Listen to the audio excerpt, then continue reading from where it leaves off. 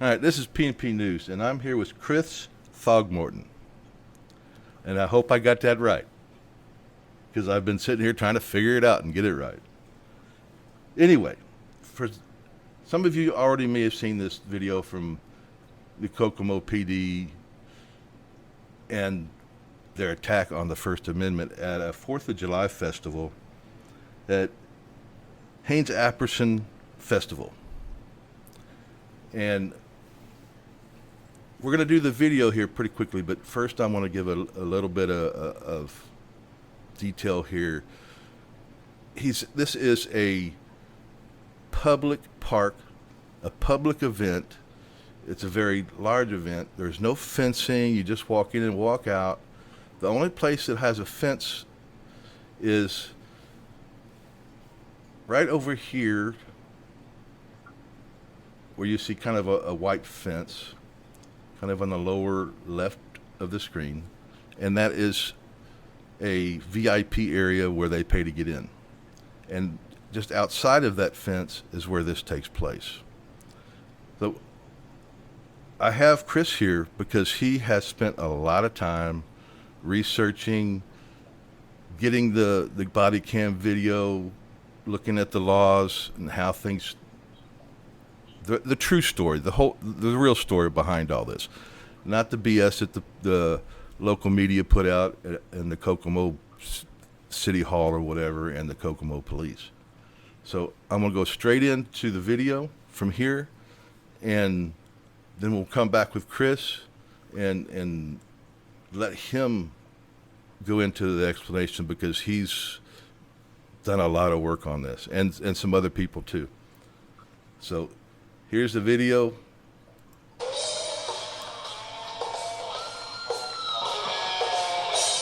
Psycho with the cross out of the park. Okay. The E.M.A. up in there. No, got it.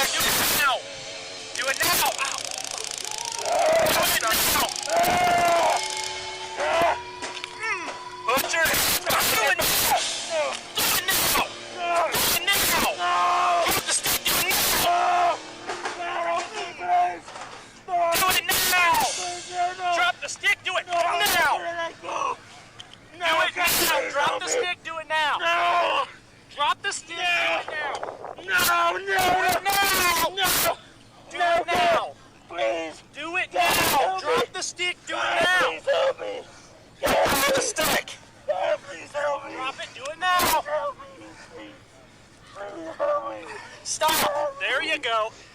Just stop. There you go. You still got the stick, Drew. Other hand. 77, they don't start out there till 7. Drop it now. Other hand. Drop it now. He's got the stick still, Drew. I know. Stop. Drop it now. God, please help me. God, please help me. Drop it now. Put your hand behind your back. sharp right there. Please, God. Drop Please, it God, now. no. Put your hand behind your back. Please help me. I got a freedom of speech. God, please help me. God, please help me. Please, God. Please, God, please help me. I got this. I'm sorry, God, forgive me. Just put your hand back here. God, forgive me, Watch out. please. Hand behind your back. Yes. Drop the stick. Put your hand behind your back. No, please. Please, okay. No, God, please. Put your hand behind your back. Okay. Okay. Hand behind your back. Do it now. Okay. Please help me. Okay. There you go. I'm There sorry, we go. God, I failed you. I'm sorry, God. God, I'm sorry. I'm sorry, God. I'm sorry. Yeah. Please help me, God. Please, I gotta Calm be down. It's okay. Calm down. Calm down. Please help me, God. Please help me, God. It's okay. Calm down. Breathe, man. Breathe. Whoa. Please help me, God. Please, I'm scared. Stand up. Forgive me. Forgive me. God, please. Come on. Come on. Stand up. 1, 2, 3. Come on. God, please help me. I'm sorry. God, help me, please. I'm sorry, God.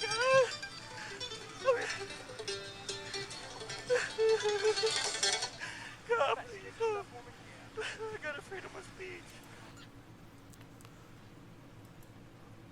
All right. This is, every time I watch this, I get worked up. And first of all, this was brought to my attention a little while back, and we've been working on getting Chris here to go over all the details. And I don't know if the original person that got me hooked up on this is wanting his name put out, so I'll just say thanks and not put his name out there. He knows who he is, and I think he's good with that. But every time I watch this, this is absolutely freaking ridiculous. Police are freaking nuts in this country. We see this all the damn time. They go straight into violent mode. And they know better than to use a taser over and over and over again. And they don't care.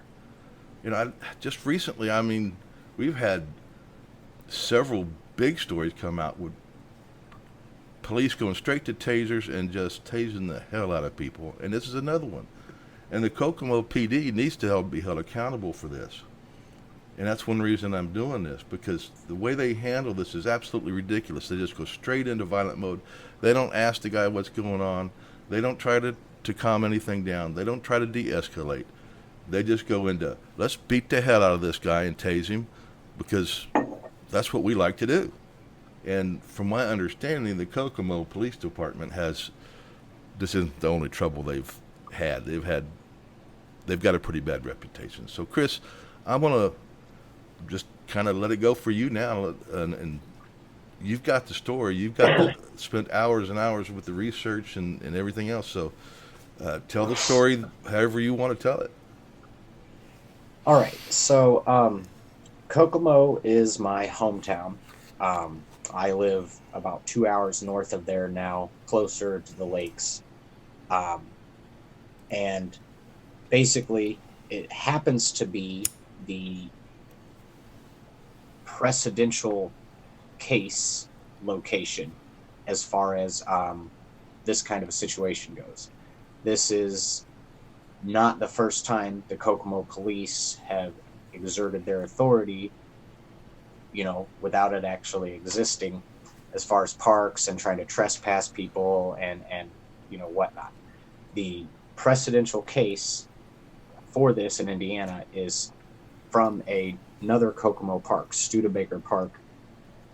In 2004, an individual named Stephen L. Travis challenged a no trespassing order for a park rule violation, where he was arrested for trespassing by the Kokomo Police Department.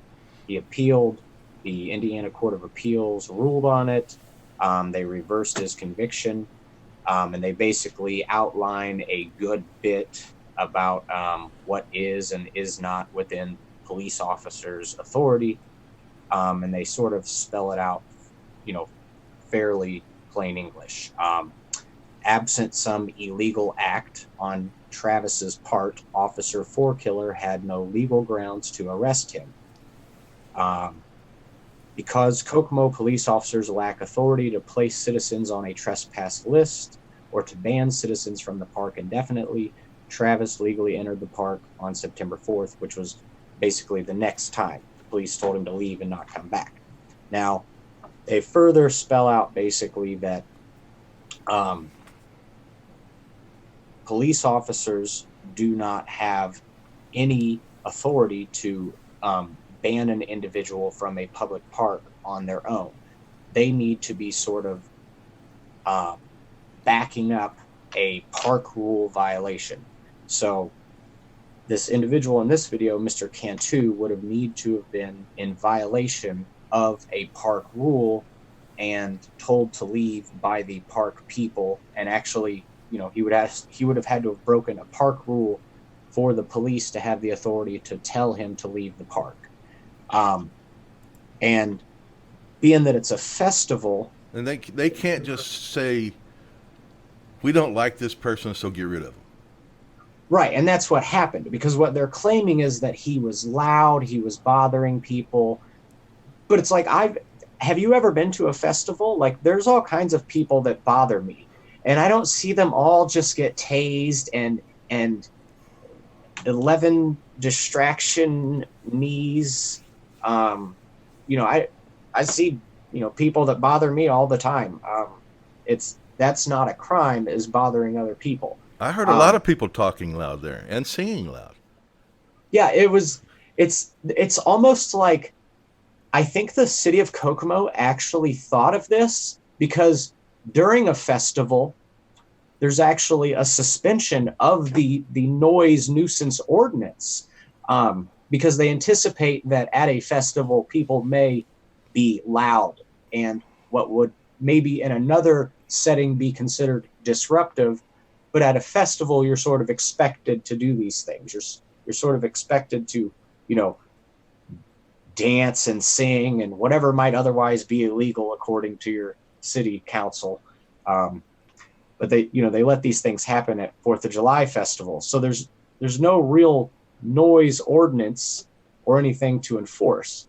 And then what they focus on is the fact that he has a cross and he's basically protesting Quiet Riot, which is, I guess, you know, the devil's music. Yeah, and I don't see how anybody could say this isn't a traditional public forum, and that's covered under the First Amendment, and it's also a religious act, and that's covered. Right. I mean, most of them, I don't think, are the actual original Quiet Riot members. So the Christian protesting them sort of adds to the credibility, if you ask me.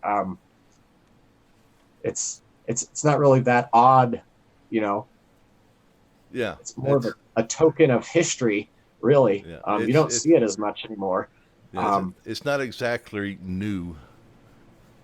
Yeah, it's just their thing was they're claiming that he's trying to get into this VIP section, which didn't really look like anybody was really sitting in there, but he's not. In the video, they show up and he's standing outside of it. So whatever they're claiming that he's refusing to do, he clearly did, because he's not in this VIP section. Right, and I looked at the video from the very beginning, and I did cut some of the beginning and end out because it was just not necessary to be there. But I watched where he was from the very beginning of the video when they showed it, and I could not see any signs that he was trying to do anything but stand where he was standing. So anyway, go on. Yeah. And he's standing there holding a cross and a Bible, which is exactly what he says it is: First Amendment protected activity, freedom of speech. It's freedom, you know, religious expression. So it's, you know, him being in a public forum and immediately invoking that, you know, what he's doing is, you know, protected activity according to the Constitution. Then he turns away from the officers, which under Indiana law is not considered resisting. They don't read him a Miranda. They don't tell him he's under arrest. They don't say, give me your hands. He turns and they it's the camera goes black immediately. And the newspaper claimed, obviously it's when, he tackled him. Right. And it's like, yeah, obviously. So the camera goes black immediately. He tackles him instantaneously. As soon as he turns around, he grabs him, tackles him, and then they just start tasing him and kicking him. And it's because in the report, they say clearly that when they're walking up, they can see that he's standing there with a wooden cross. You know what I mean? And he's holding it out clear as day. There's no misidentification. And he's claiming First Amendment protection the whole time. He claims First Amendment protected activity immediately. And then they just rush the dude. You know what I mean? And then they claim now all of this force was justified because we used the force, right? We tackled him, and then once we tackled him, we were electrocuting him and kicking him, and he wouldn't let go of this sharp wooden object because it may have broken. He has a hold of, like, the police report is amazing. Like, I'm reading this like, you guys are clearly on drugs. Like, no, they're on an authority high.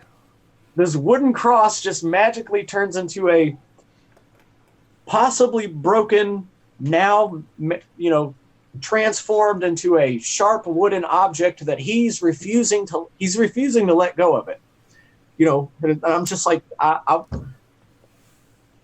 can't understand, what you don't understand about electrocuting the guy, that his muscles clench up and he's not going to let go while you're repetitively just, you can hear it in the video too. Yeah. The audio has those bursts of cutting in and out where he's electrocuting him I lost track of how many times they electrocuted him. I mean, I've turned away every time. I haven't been able to set through it all in one setting yet. I had one person tell me at least 12 times, but it's really hard to tell by the video, and I didn't try to count it. It's just, I know. Police are trained not to use a taser in that manner. They know better, and they also do have training on how to handle a situation like this. They have training even if, there's reports the guy's got some mental issues, but they have training on how to handle that. And none of that they do. When they walk up, that first guy, who is his name's Scott Osborn. He's some sort of emergency management agency for Howard County. So, I mean, emergency management, you mean interacting with mentally ill people at public festivals. That would maybe be what you're there for. Like, that's literally probably what they hired you to do and be at this event for. And that's why your title kind of sounds like that might be what you're doing there. Yeah, because you would, at any kind of big party, any kind of big festival like this, whatever you want to call it, there's going to be a lot of people. And there are going to be people that get a little rowdy or have little mental issues. And the people that are running it are supposed to have that kind of training and know how to handle that situation. They're supposed to have some sort of sensitivity to understand. Like, that's the thing, too, is you can't just walk into a situation like that and be like, come get this psycho out of here. Because that is clearly that furthers to escalate it all. You know what I mean? Because somebody says somebody's psycho doesn't mean they are. That's why the police are supposed to investigate. They should have walked up to him, talked to him for a minute, see what's going on. And it probably would have de-escalated the whole thing right there. 0 to 100, right to tasing and kneeing and kicking. And I know the 32-second clip, you get a different view and you can see all the kicks a little better. But it's like they knee him like 11 times or something. Yeah. And while they're tasing him, and it's just, they're so concerned about getting this stick from him, but it's like,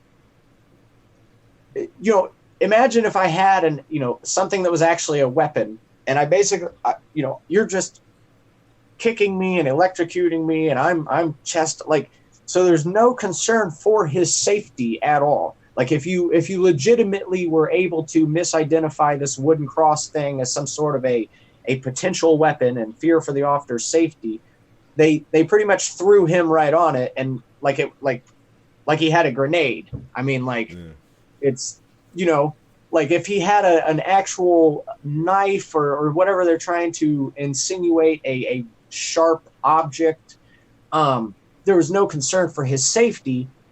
So it's like, you know what I mean? There's no sensitivity as far as, you know, trying to work with a mentally ill person and keep them safe from themselves as well. And so people, make no mistake, police, when they have body cams, they know how to play to the camera. They know the things to say, and we see it all the time. They'll put somebody to the ground. There'll be 3 or 4 cops on top of them, the arms pinned underneath them, and they'll say, get your arms out, quit resisting. And they're just laying there doing nothing because they can't do anything because they're pinned down. Now, I don't know exactly if that's what's happened here, but just remember, cops do play to that video that's on their chest. Well, see, it's not just the video. They also do that so that when they write their reports, see, you know, human beings, we learn things through repetition, right? So all these bystanders, they take their witness statements, and then what they write their report as is, you know, several witnesses stated that they heard officer such and such tell the subject, you know, to stop resisting several times, blah, blah, blah, blah, blah. You know what I mean? So they sort of narrate their own story, and then they add their own rhetoric in. And it's a nice little sewn up system. They're trained very well on how to like cover their asses with their own, you know what I mean, their own resources. All right, so you did a bunch of freedom of information stuff. How much trouble did you have? And let's get that part of the story out there. Say what? The freedom of information. This happened on July 4th, and how much trouble did you have, and did you get everything you asked for? 1 second. Let me find that list. Man. Do you have that Yeah, we don't really need I don't really want to go too in depth with that like we talked about earlier. I want to leave a lot of that in-depth stuff. Just give us a basic idea of how many you did and how much you got. All right. So I actually got the video from the newspaper like everybody else. Not from the city. They've only provided it to the newspaper, who is pretty much taking out those bits and pieces that we just quoted. Several witnesses heard the officers tell him to stop resisting, blah, blah, blah, blah, blah, and he did not. You know, it's him, you know, regurgitating that blue line stuff to back them up. You know, they're trying to get in front of it with the local bought and paid for newspaper. But I got the video from them. As far as the city attorney, not really helpful at all. Not surprising. However, apparently what had happened is I just must have jumped the gun, because it's like when I called her, she told me like all these things that I had requested were just sitting in her lap, and like she was just, you know, ready to, almost about to go and get it to me right then and there. But the newspaper, you know, they got the video and had enough time to write up an article and approve it and get it approved by, you know, the police department, and then publish it and whatnot. So, but yeah, I mean, if I'd have just given her like another 5 minutes, she was going to get it all to me. But it wasn't available when I told her I could be there and, you know, and get it maybe. What is the I gotta arrange this and ID myself, give her my name, and then we'll talk, kind of thing. Concerned citizen was no longer being accepted, which in Indiana you can file a FOIA anonymously. You know what I mean? We've seen how that they don't like that. Yeah, they don't dig that. I was sort of giving it a whirl because I've never done it anonymously, and I just sort of wanted to see what the reaction would be, sort of an auditing kind of thing, I suppose. Yeah.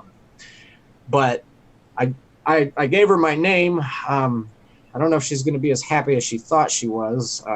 As an attorney, she's going to have access to quite a bit of stuff that I write up. So, all right, what is the Indiana law on resisting? Because you talked about that last night. All right. So yeah, let me find you. There is a case from I believe it's the Indiana Court of Appeals not too long ago.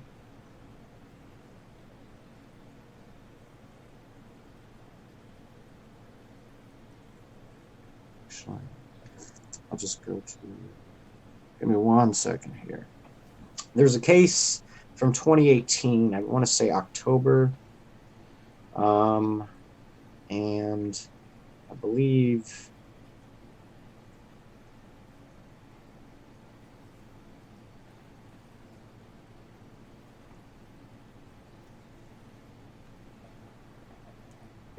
Indiana Court of Appeals, October 31st, 2018. This is a court or a case called Brooks v. State, and I'm basically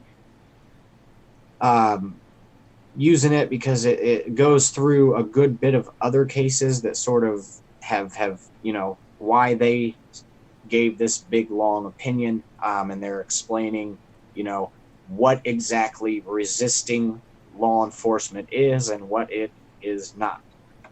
I wish all cases were like this, where they summed everything up in one nice. They should, spiel, but they don't like to do that. No, they don't, because you utilize it just like this. It'd be nice and smooth. Anyway, so in Indiana, as far as resisting, I'm going to try to speed through this real quick here without all the quotations. If you go to the video on my page, it's got all the citations for the cases, but I'm just going to give you the language that they're using, because they quote like 12 or 13 here. Anyway, our Supreme Court held that any action to resist must be done with force. I'll repeat that. Any action to resist must be done with force. Okay, so one, forcibly resist, which they have emphasized. One, forcibly resist law enforcement when strong, powerful, violent means are used to evade a law enforcement official's rightful exercise of his or her duties. The forcible resistance element requires some form of violent action toward another. It is error as a matter of law to conclude that forcibly resist includes all actions that are not passive. The force involved need not rise to the level of mayhem. Indeed, turning and pulling away from a law enforcement encounter, leaning away from an officer's grasp, refusing to present arms for handcuffing, twisting and turning a little bit against an officer's actions, or walking away from a law enforcement encounter do not establish forcibly resisting law enforcement. So again, the turning and pulling away from a law enforcement, not forcibly resisting. Leaning away from an officer's grasp, not forcibly resisting. Refusing to present your arms for handcuffing, not forcibly resisting.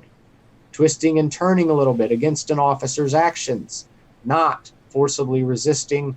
Walking away from a law enforcement encounter, not forcibly resisting.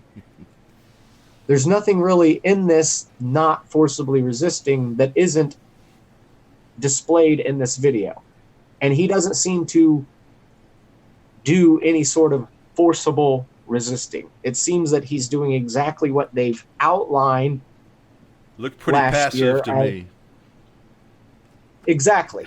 And okay, now the thing is legally, as far as the police being there, they don't have the authority to just come up, and unless he's committing an actual statute violation. Right. They need an ordinance violation, yada yada. So he would be justified, like in Indiana specifically. A law enforcement officer that does not have the legal, like Indiana's the one state where you can actually defend yourself against a police officer if they do not have probable cause and they try to arrest you. Well, in this video, even if he would have committed some kind of crime, they don't know that at this point. So they don't have any authority. There's no investigation. They walk up and it's like almost like he says First Amendment protected activity and they're like, fuck this. We can't have First Amendment and we can't have religion here. Beat him up. You're Tase talking him. about freedom of speech? Yeah. My God, we can't have that in the United States. Yeah, and it's just like, okay, now here's the best part of all this. This is the 4th of July. Yeah. Okay? This is the fucking, excuse my language, but this is the 4th of July at a festival for American freedom. And this dude, like, he might have not have done that yesterday or tomorrow. He probably was like, shit, it's the 4th of July. Yeah. Maybe I won't get in trouble for this. And they were like, nope. Nope. Kokomo Get on the does ground. not allow the First Amendment or religion in public. And it's just I'm like astounded that it, like, I'm talking this, you can't make this shit up. All right. Like,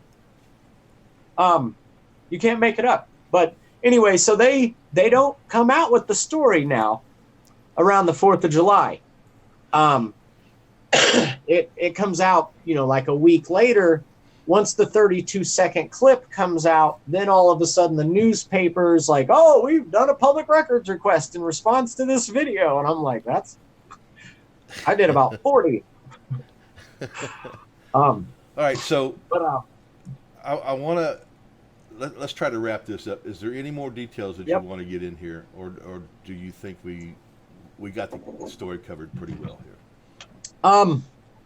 No, I like I said, we were talking about earlier. I'm going to make a video with all this information as far as the I'll put links and stuff like that as far as the access to the Kokomo City ordinances, Howard County ordinances. All the stuff is to do with parks, and because it's everything they're claiming that he's supposed to be in violation of doesn't actually exist in the ordinances or is suspended because it's the 4th of July and they're having a festival with a rock band. And, outside of any of that, it's clear first, they can't, what is it? Local practice doesn't circumvent, your federally constitutionally protected rights, basically. They can rattle off these park ordinances and things like this all they want about him, bothering or disturbing other people. But the bottom line is this is First Amendment protected activity, and not everybody that bothers you deserves to be attacked and victimized by law enforcement. And basically, there's a lot of people standing around that seen this. People sort of need to be able to recognize that this is, wrong. You know what I mean? That's sort of, I'm going to put a lot of my research into a video format just so, because I want to make sure that a lot of this isn't a distraction. You know what I mean? There's a lot of, arguments that get thrown into things like this, where things are debated that he should have just complied with the officer, but he's not resisting. He's not complying immediately with the officer, but by the legal definitions in Indiana, he's not committing a crime of resisting. So he's not. They didn't want to even give him a chance to comply. They didn't give him, but that's the thing too, is they don't read him his Miranda rights. There's no, hey buddy, let me talk to you. You know what I mean? I mean, these are public servants. Your job is to protect. I mean, even if you're, straight blue line tyrant all the time, like it's the 4th of July and you're at the park and everybody's having a good time, like maybe you can, talk to the guy because he's human. You know what I mean? There was no conversation, investigation. I think they're just used to violence and they don't give a shit. And that's what it is. They showed up and they were ready to roll. And that's all they needed was that dude to walk up and be like, get this psycho out of here. And they, this dude goes 0 to 100. Yeah. And it's the officer as well, though.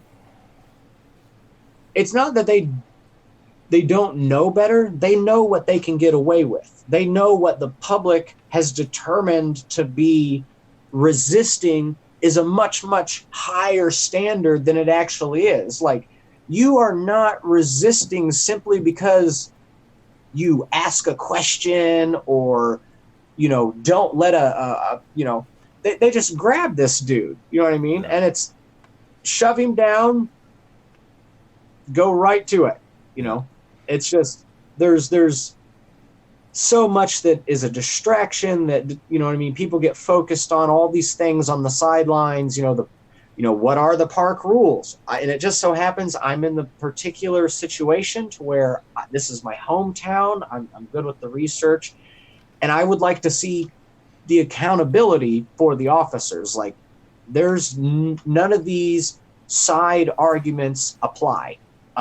It's First Amendment protected activity. He didn't violate any park rules. He's not violating any Indiana statute. There's no justification for the police to try to remove him. There's no reason at all that it should. I mean, even if he did break the rules, even if he was refusing to leave and it was justified, even if he was resisting law enforcement, I still don't think there's a That level of violence is way out of. That is okay. Yeah. They're tasing him over and over and over while they are kneeing him and kicking him. There was no yeah. There was That's no not excuse. okay. Anything, much less what's a couple of misdemeanors. Like, that's what we're talking about here. He's not even charged with felonies. He's charged with a couple of misdemeanors. Like, there's nothing that warrants that sort of a response to what our society has deemed to be someone who is prone to victimization. That's their claim. They're claiming that he is mentally ill, and that's why they're responding to like this. You know what I mean? He's a psycho, right? So it's like, but he's harmless. You know what I mean? Yeah. He's standing there with a book and an arts and craft project. Well, That's what we're talking about. even if he was violating anything, there was no excuse for that kind of violence. There's no. I mean, that's the thing, is there's no reason to repetitive for anyone. Like, no matter really what they were doing, he had. Like, they had. Like, the whole point of this is not to inflict pain. You know what I mean? It is when what they're supposed to do. These submission techniques. The number one goal of this is to get your hands in cuffs. It is not to get it to where you put your hands in cuffs for you. They exerted so much force, but none of it was directed towards what is supposed to be their actual goal either. Their goal is to get him in handcuffs. That's what is authorizing you to use force, is the apprehension technique. They need to put you in handcuffs using force if necessary. Which they had no right to do in the first place. So shove you on the ground, put a knee in the back of your neck, tase you in each kidney alternatively until you voluntarily put both of your hands behind your back so that they can cuff them. Or you die or end up in a coma, because we've seen that before. All right. Right. And that's the thing, is it's like,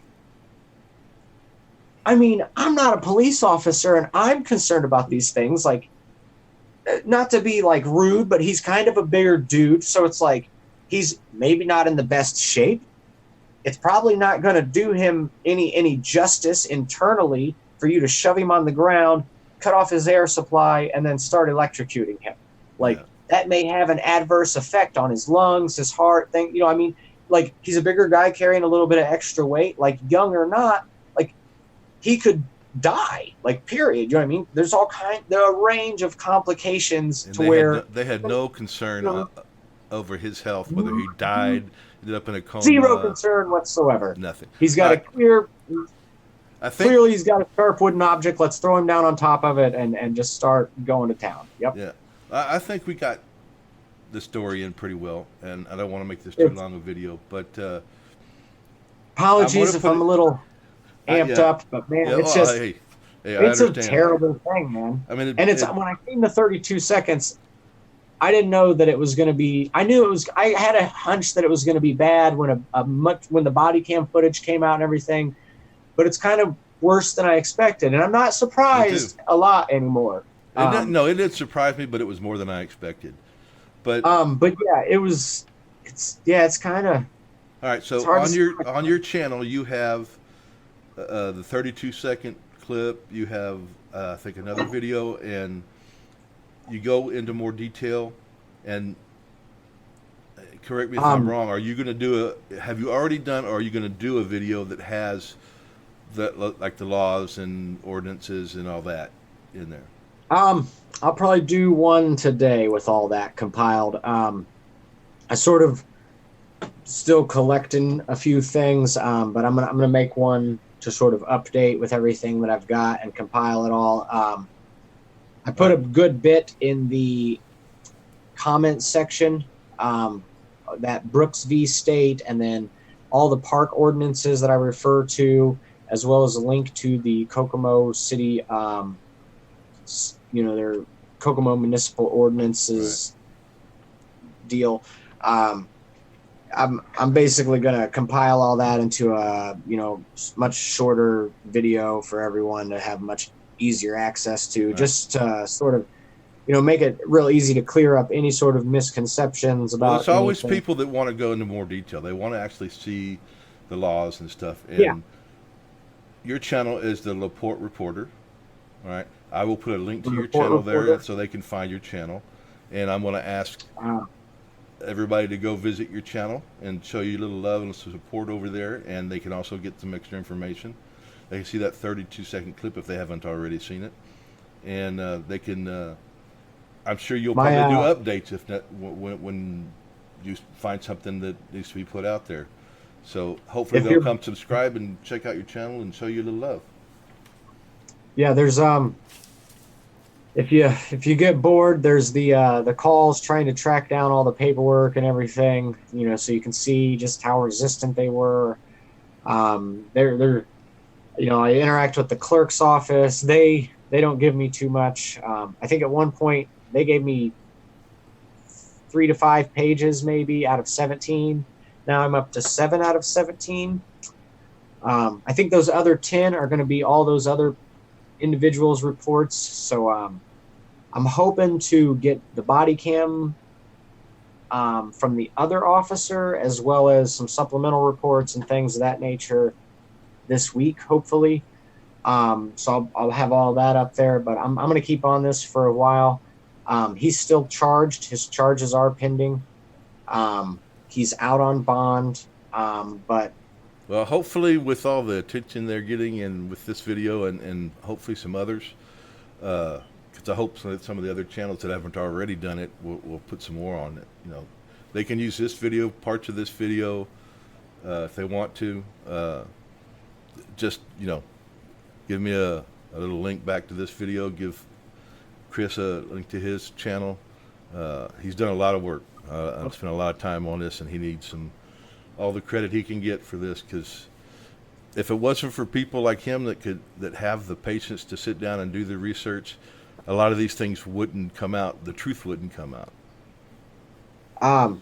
I will say thank you to Central Indiana Accountability. He's got a channel. He helped a good bit with this. If you're on Facebook, you can check out the Kokomo Reporter and the Kokomo Brief. The 32-second video was sort of orchestrated to me through them originally, and I amplified it. Amplified it a good bit, but there's a lot of locals down there that have been real concerned with the way that this went and have been sort of keeping track of it. I'm I don't live down there anymore, so I've been helping from afar, but it wouldn't have been possible to do this without people down there helping me get on the ground information, so to speak. So again, to Central Indiana Accountability, check out his channel. Facebook, you can check out Kokomo Reporter and the Kokomo Brief. But thank you, PNP News. And then there's a few unspoken individuals. Thank you guys. And you know who you are. Right. We know who you are, so. All right, so everybody, I'm going to leave the links in the description, and maybe also, or in the pin to the comments. I'll do it one way or the other. But I thank you, Chris, for being here and all of your hard work with this. And if it wasn't for people like you and the others that have been involved with this, the truth wouldn't come out, and this probably would have just been blown over. And the police department needs some accountability, because they're off their rockers. I do want to point out specifically, the 32-second video was anonymously sent to the source that I got it from. So I don't know if that individual will ever see, this video, but if you do, thank you for recording. There's a statement. If you see something, film something, and that statement is very powerful. So yep. If it wouldn't have been for that video, this would not be out at all. Yes. Anonymous festivity goer, we appreciate your courage and doing what, a lot of people are still sort of afraid to, it makes you sort of a side target, so to speak. Especially in a small town. Yeah. Yeah, especially Kokomo's with a bad police 35, 40,000 people, something like that. So, there is no secret with social media, especially in a small town anymore. Everybody knows everything. So the video took off pretty quick. The community was pretty aware as soon as that 32 seconds came out. So without that video, nothing. The newspaper, the police reports, the body cam, a lot of that probably would have disappeared. To be honest. I'm sure. Or nobody would have been asking for it, pretty much, at least. Because most people don't pursue it. If you're good at this kind of thing, research and paperwork, and you want to hold them accountable, by all means, I encourage that. That's a very important part too. But it is public opinion and complaining to your servants about their behavior is an important factor here. We can't do it by ourselves. We can put the video out, we can put the information out, but the people have to do something. Redress of your government, petitioning your government for redress. That's actually First Amendment protected activity too. But they don't have First Amendment in LaPorte, do they? I mean, in Kokomo? Oh, no. Well, okay, unless you're this pedophile guy that was, I check out my channel, Mr. Michael Christensen. But the LaPorte police claimed First Amendment protected activity for his behavior. I was amazed. Holy crap! You guys know about That might be another interesting reason for y'all to go to Chris's channel, and again, that's the LaPorte Reporter, and I'm gonna call it into it there. I think the video is plenty long enough. There's plenty of reason for them to come to your channel now, which was part of what I wanted to do. But the main thing was to get this story out. So, Chris, I thank you for the shout out. Thank you for getting this a bigger set of eyes, because it's terrible what happened to this guy. This is And they need some accountability. What I would consider psycho. The only psycho there that I saw was the ones with badges. Right. I seen two psychos dressed as that guy from the Village People. That's about it. All right. Thank you, everybody. Right. That's Chris from the LaPorte Reporter. This is PNP News, and we are out of here. Thank you. Out.